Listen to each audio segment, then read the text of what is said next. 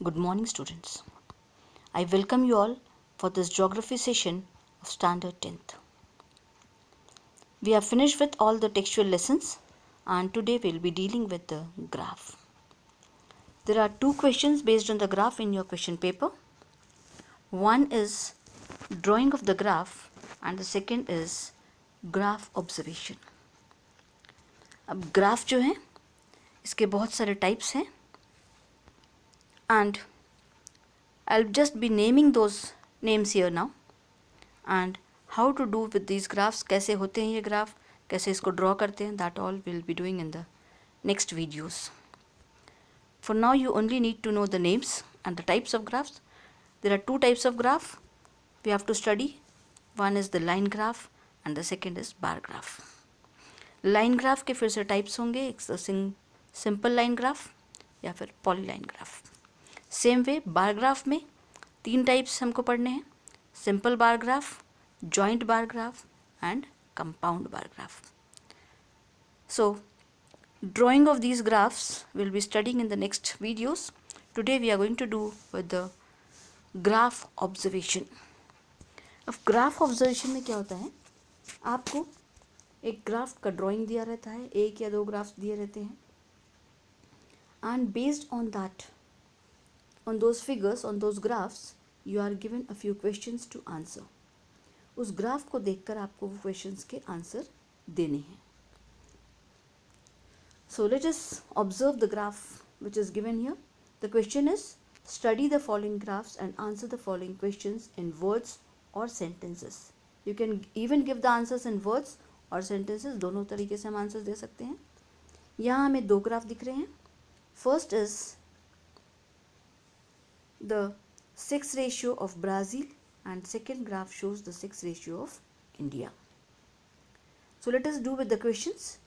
First question is mention the year since which the sex ratio of Brazil has been considerably increased. कौन से year से Brazil का sex ratio considerably increase हुआ. यहाँ पर हम देख रहे हैं 1961 से 71, 81, 91 तक इंक्रीज तो हो रहा है वो, लेकिन बहुत ज़्यादा इंक्रीज नहीं हुआ. But if you see this 2001 to 2011 यहाँ पे कंसिडरेबल इंक्रीज हुआ है इसमें. So your answer would be since the year 2001 के बाद में ये इंक्रीज बहुत ज़्यादा तेज़ी से हुआ है. So your answer here would be since the year 2001. Second question है हमारा mention the year which the sex ratio of India has been slightly increased. India का देखो स्लाइट इंक्रीज कहाँ से हुआ है, 1991 के बाद में कंटिन्यूस इंक्रीज हुआ है. यहाँ अगर हम देख रहे हैं 1971 के बाद में इंक्रीज तो हुआ था, लेकिन 81 के बाद फिर से डिक्रीज हो गया था. So we won't take that year, will take the year 1991 के बाद में कंसिडरेबल स्लाइट इंक्रीज हमको इंडिया के इसमें कंटिन्यूस दिख रहा है. The third question is what was the sex ratio of India in 2011. 2011 में इंडिया का सेक्स रेशियो कितना था. So for this what you will do, you will just keep your scale on this point and the scale should touch the y-axis.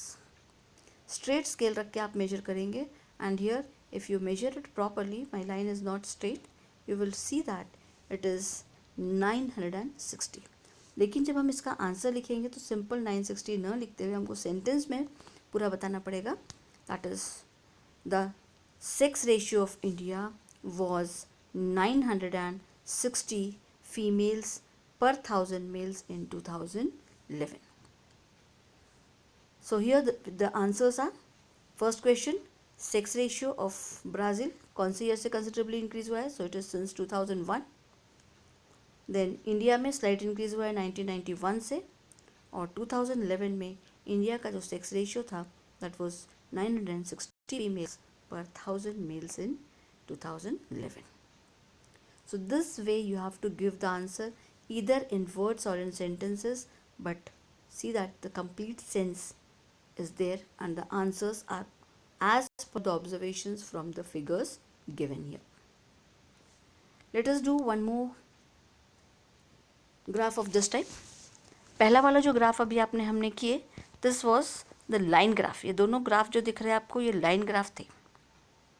अलग अलग दो graphs बने थे इसमें, ये दोनों लाइन ग्राफ्स थे। And here if you see in this figure, here you see the graph in the shape of the bars.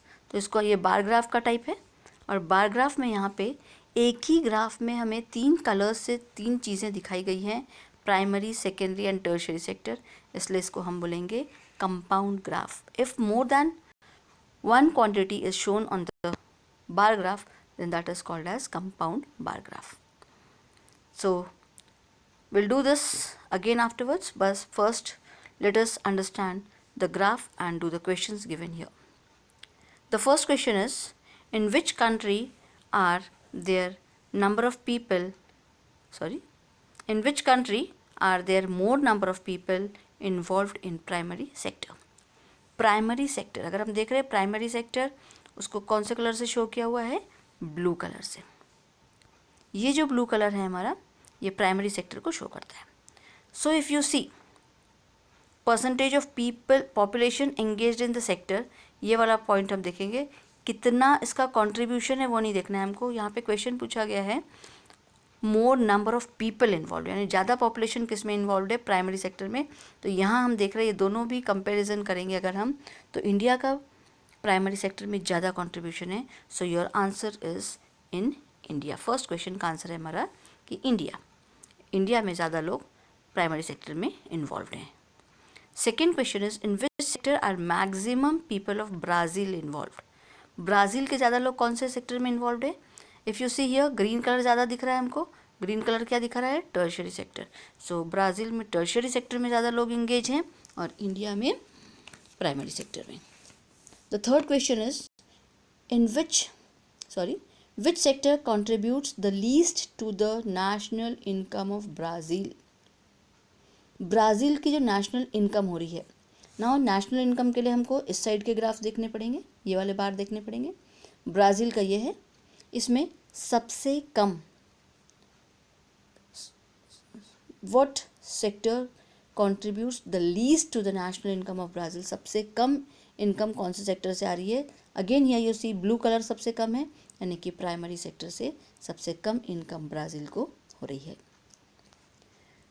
Next question, which sector contributes the maximum to the national income of India?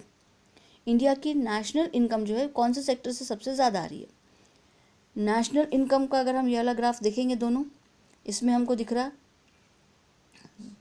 This one, यहाँ पे हमको दिख रहा है green colour सबसे ज़्यादा है, यानी कि टर्शियरी सेक्टर सबसे ज़्यादा है। तो टर्शियरी सेक्टर से इंडिया को सबसे ज़्यादा इनकम हो रही है। Next, coming to the question number E, how is the contribution of secondary sector to the national income of both the countries? Secondary sector का अगर कंट्रीब्यूशन हम देख रहे हैं, इंडिया और ब्राज़ील में ग्रीन कलर का जो शेड है that is tertiary sector, red colour का जो शेड है that shows the secondary sector. तो सेकेंडरी सेक्टर का जो विड्थ दिख रहा है हमको ऑलमोस्ट दोनों कंट्रीज में सेम है। डोंट सी दिस लाइन, ये लाइन का ऊपर है ये नीचे है, you just subtract the two values. यहाँ पे 40% तक गया है फ्रॉम 15%, 15 to 40% मीन्स 25% इंक्रीज़ हुआ है इसमें से, सेकेंडरी सेक्टर में है। Same way here if you see, यहाँ पर हमारा 5% से देखेंगे हम, 5% से 30 तक गया है, यानी 30 - 5 इज़ 25। तो दोनों भी कंट्रीज़ का, बोथ इंडिया एंड ब्राज़ील का सेकेंडरी सेक्टर का कंट्रीब्यूशन या नेशनल इनकम हम बोलेंगे सेम है।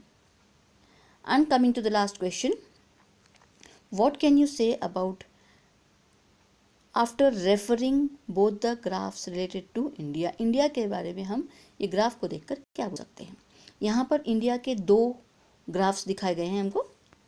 Here if you see, the one is about the national income of India from the different sectors, और दूसरा जो है बार वो दिखा रहा है हमको percentage of population engaged in the sector. तो अगर हम ये ग्राफ को देखते हैं तो यहाँ दिख रहा है हमको कि percentage of population primary sector में ज़्यादा है, लेकिन इनकम सबसे कम प्राइमरी सेक्टर से आ रही है। In India the percentage of population engaged in primary sector is more but the national income is least from the primary sector. Whereas अगर हम टर्शरी सेक्टर को देखते हैं तो टर्शरी सेक्टर में यहाँ पर सबसे कम पॉपुलेशन एंगेज्ड है, बट इनकम उसमें हमको सबसे ज़्यादा हो रही है. So the population involved in the tertiary sector is less, but tertiary sector has contributed most to the national income. तो इस प्रकार से हमको ग्राफ को देखकर ऑब्जर्वेशंस करने हैं और अपने आंसर्स देने हैं based on the given figure, given graph. That's all for today. In the next chapter, in the next video, we'll be doing with the other details of the graph. That's all for today.